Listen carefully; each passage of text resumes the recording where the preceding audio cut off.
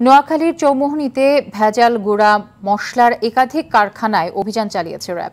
এ সময় বিষাক্ত কেমিক্যাল মেশানোর দায়ে ৫টি প্রতিষ্ঠানকে ২০,০০০ টাকা করে মোট ১ লাখ টাকা জরিমানা করা হয়। বুধবার দিনব্যাপী এ অভিযান পরিচালনা করেন লক্ষ্মীপুর র্যাব ১১ এর কোম্পানি কমান্ডার অতিরিক্ত পুলিশ সুপার আবু সালেহ ও জেলা প্রশাসনের নির্বাহী ম্যাজিস্ট্রেট মীর কামরুজ্জামান কবির।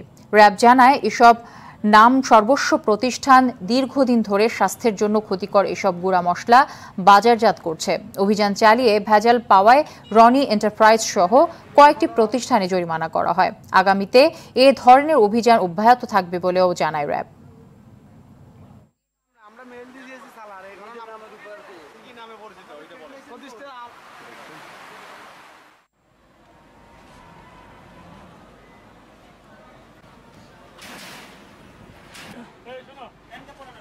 পরে যদি পাওয়া যায়